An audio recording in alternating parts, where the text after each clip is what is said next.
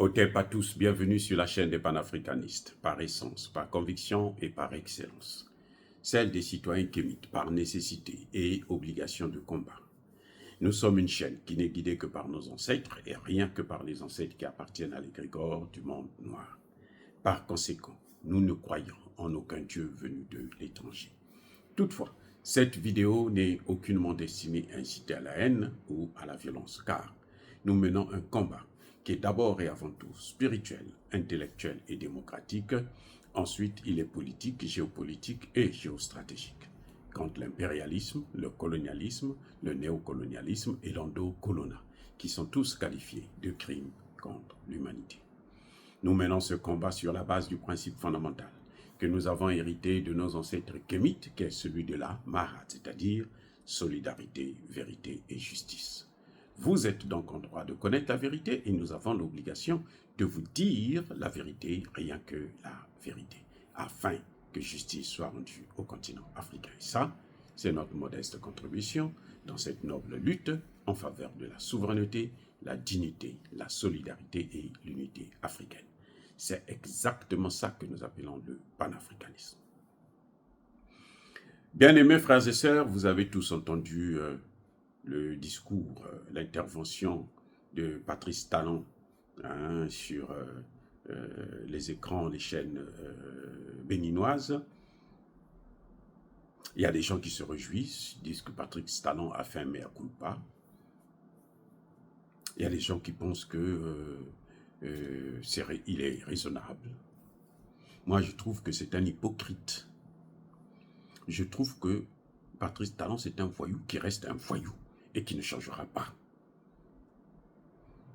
Quand j'analyse son discours, ce que Patrice Talon a dit là, il n'y a rien de bon. Patrice Talon souffre parce qu'il a constaté qu'il a perdu une bonne part de marché au profit du Togo.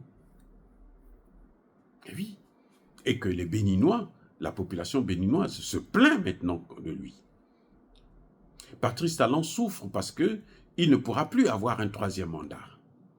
Patrice Talon croyait que, en aidant la France va l'aider à prendre un troisième mandat, comme elle a voulu le faire avec Macky Sall. Macky Sall n'a pas fait ça seul. Macky Sall a fait ça avec la France, avec les États-Unis. Ils l'ont poussé à l'erreur, comme ils ont toujours fait avec les dirigeants naïfs qui croient leur servir. Aujourd'hui, ils sont en train de flatter Laurent Gbagbo. On l'a invité même en Europe, au Parlement européen. Mais c'est pourquoi? Vous croyez qu'ils aiment Gbagbo? Si Gbagbo croit à ça, c'est que vraiment le vieux est maintenant sénile. Qu'il n'a plus rien compris, c'est qu'il est dépassé. C'est qu'il est, comme on dit ici, out of touch. That's it. Ces gens-là, ce qui compte pour eux, c'est leurs intérêts. Quand leurs intérêts sont garantis, ils n'ont plus besoin des oranges qui n'ont plus de jus. Patrice Talon, c'est son dernier mandat. Patrice Talon se rend compte qu'il ne peut plus obtenir un troisième mandat, quel que soit ce qu'il peut faire pour eux. Puisqu'il voit le cas de Macky Sall. C'est pour ça que Patrice Talon a renoncé à modifier la Constitution. Il était prêt. Si Patrice Talon disait la vérité, mais Patrice Talon n'a pas répondu au texte, au communiqué de l'EAC, et plutôt de l'AES, je parle toujours de l'EAC. Il n'a pas répondu aux questions de l'AES. L'AES a été clair. Nous partons, nous sortons de cette institution parce que les sanctions ne sont pas prévues par aucun texte. Pire, l'intervention militaire, ce n'est pas prévu. Parce que, surtout l'intervention militaire, c'est impossible de prévoir cette intervention, même les sanctions. Que Patrice Talon nous montre dans le texte, là où on nous dit, l'article qui dit que pour appliquer, quand vous n'avez pas un président qui a été élu démocratiquement, ou occidentalement parlant, eh bien, la CEDEAO doit intervenir, doit vous sanctionner, doit interdire même le passage des médicaments. Vous voyez un peu comment, à quel point ça a été cruel. Les Nations Unies disent, c'est prévu dans les textes des Nations, la charte de l'ONU, non-ingérence dans les affaires intérieures d'un État souverain. Ce qui se passe là au Niger, ce qui s'est passé au Mali, au Burkina Faso, c'est ce qu'on appelle intervention, affaires intérieures. Que Patrice Talon nous dise quelle est la limite des affaires intérieures. C'est quoi, affaires intérieures d'un État? La souveraineté s'arrête où? Les pays n'ont pas dit que parce que nous appartenons à la CEDEAO, on n'est plus souverain. Et Patrice Talon, il est quoi? Il est malade ou quoi? Il commence à s'affoler. Et oui, aucun pays de la CEDEAO n'a renoncé à sa souveraineté. Je dis bien aucun. Ils peuvent conseiller leurs frères. Ah ben écoute, ce que tu es en train de faire, c'est pas bien parce que voilà ce que ça peut entraîner pour la population, et ainsi de suite. Les seules sanctions de la CEDEAO, c'est le fait de ne pas participer aux réunions, de ne pas voter et tout, c'est tout. Mais la CEDEAO n'est pas un État. Eh oui, ce n'est pas un État, ça n'a rien à voir avec un État.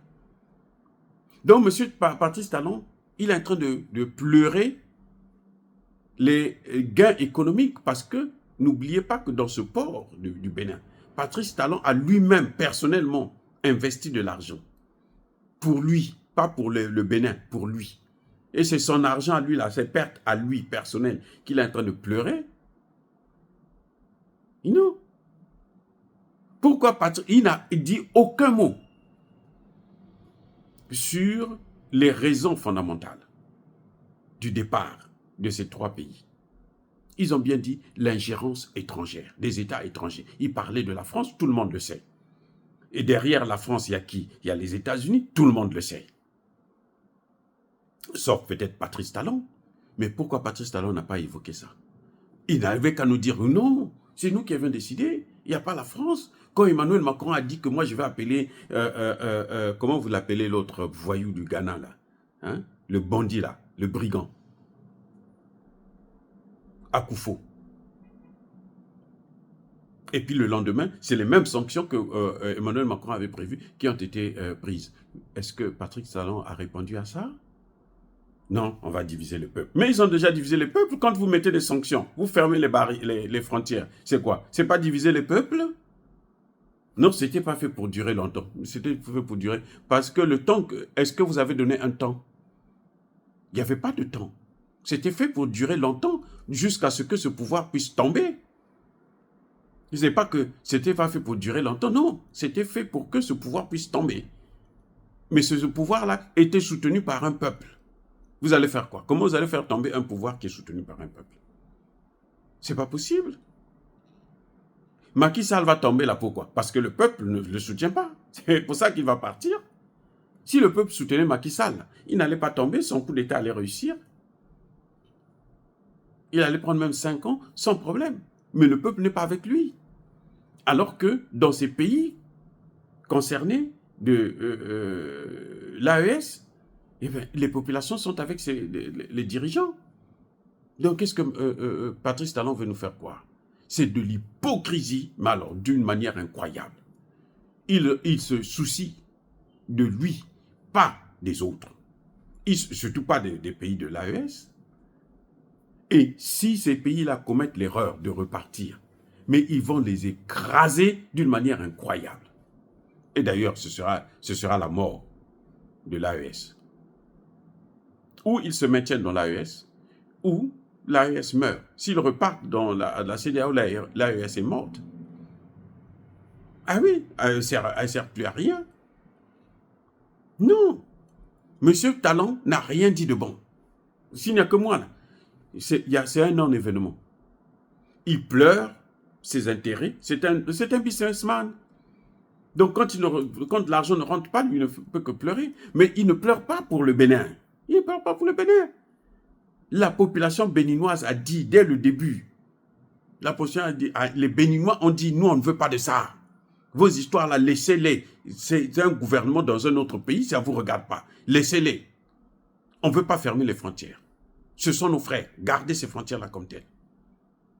Patrice Talon est allé. Est-ce que Patrice Talon, en prenant des sanctions, il avait d'abord demandé, lui qui est démocrate, lui qui est soi-disant démocrate, est-ce qu'il avait interrogé le peuple? Est-ce qu'il avait interrogé, ne serait-ce que les représentants du peuple, le Parlement, pour signer cet accord, cette décision de sanctionner? Est-ce qu'il avait interrogé les gens? Lui-même, il n'est pas démocrate et il veut demander, exiger la démocratie ailleurs. On ne vous a pas dit qu'au Bénin, il y a des prisonniers politiques? Au Bénin, là, il y a des prisonniers politiques. Mais attendez, Patrice Talon parle de quoi? De quoi parle-t-il, ce voyou? Ça, c'est vraiment, vraiment un voyou, mais alors de grand chemin. Et pour lui, c'est maintenant les 3 pays-là qui ont été sanctionnés, qui ont été isolés des autres pays de la CEDEAO, qui séparent les peuples. Eux, ils n'ont pas séparé les peuples. Ces peuples-là qu'ils ont affamés, ces peuples-là à qui ils ont interdit d'avoir ne serait-ce que les médicaments. Mon Dieu. Ça dit que c'était tellement inhumain que quand Patrice Talon parle même de ça, s'il était devant moi, j'allais lui donner une claque. Parce que c'est un voyou. Mais c'est une tête à claque, ce type. On a coupé l'électricité du Niger. Le Nigeria a coupé l'électricité. Et ça n'a même pas attendu des jours. C'est subitement comme ça, pac, pac, on a coupé. On décide le même jour. Donc, ça dit que, en fait, ça a été décidé, ils n'attendaient que la signature du putain de texte de sanctions pour le faire. C'est tout. C'était prémédité. Ils savaient. Pourquoi? Mais Patrice Talon a dit que ce sont nos frères, non? Pourquoi il n'est pas parti voir ses frères? Pourquoi Tinoubou? Moi, je l'ai dit depuis le commencement, je dis, mais Tinoubou ne pouvait pas agir comme ça. Tinoubou, c'est le père de tous ces dirigeants-là. Tinoubou est comme un père pour eux. Et chez nous, l'éducation qu'on a subie là, si Tinoubou avait décidé de venir voir Tiani, il vient, bon, fiston, je viens te voir. Tiani n'allait jamais refuser de le recevoir, tel que je connais la culture africaine, que ces gens-là appliquent. Tiani n'allait jamais refuser de le recevoir. Il venait, bon mon fils, qu'est-ce qui se passe? Dis-moi, qu'est-ce que tu as? Quel est le problème ici? On allait lui expliquer. Il n'a même pas osé demander l'explication. Mais même à la justice, quand vous avez commis un crime, mais le juge doit au moins vous écouter quand même, franchement. Vous commettez un crime, le juge est averti et saisi par le procureur, et puis le juge prend la décision, il sanctionne, comme ça, sans vous écouter. Vous avez déjà vu ça? Mais Patrice Talon nous parle de quelle démocratie? C'est une autre forme de démocratie à la CEDEAO. Mais c'est incroyable. Moi, je ne vois pas comment les gens disent Patrice Talon regrette, Patrice Talon. Non, il ne regrette pas, c'est un voyou. Il ne regrette pas, il est fou. Il ne regrette rien. Je vais vous prendre un exemple. Là, un ancien président, Obasanjo, je crois, il a pris, comment vous appelez l'homme d'affaires du Nigeria? Le grand homme d'affaires là, Dangote, voilà. Il a pris Dangote. Il est venu avec lui au Congo démocratique là. C'est je crois aujourd'hui ou hier.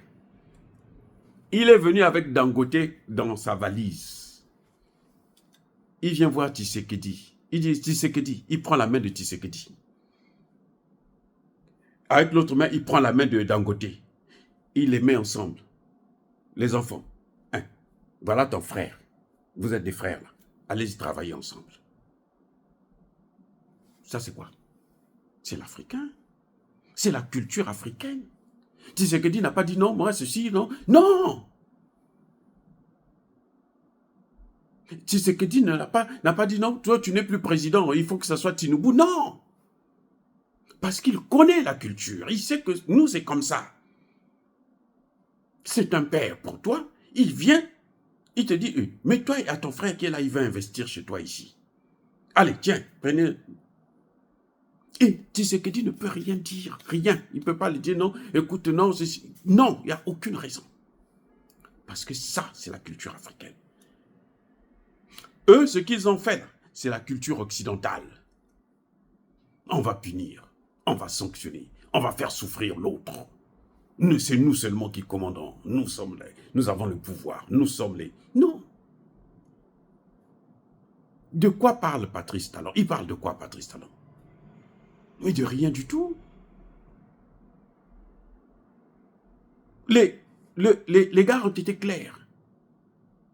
Et quand vous voyez comme ça Patrice Talon, là, ce qu'il est en train de faire, c'est parce que les autres lui ont dit, les Français lui ont demandé, écoute, faites tout pour faire revenir ces gens-là. Parce que nous, si on les perd, là, on est foutus. Ils le savent.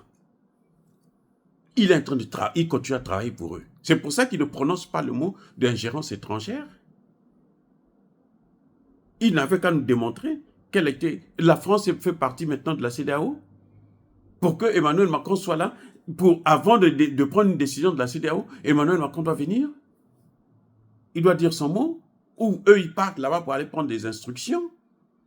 Au sommet de la CEDEAO, il y a plus de blancs que de noirs. Vous ne voyez pas qu'il y a un problème? C'est une affaire des noirs. Il y a plus de blancs que de noirs.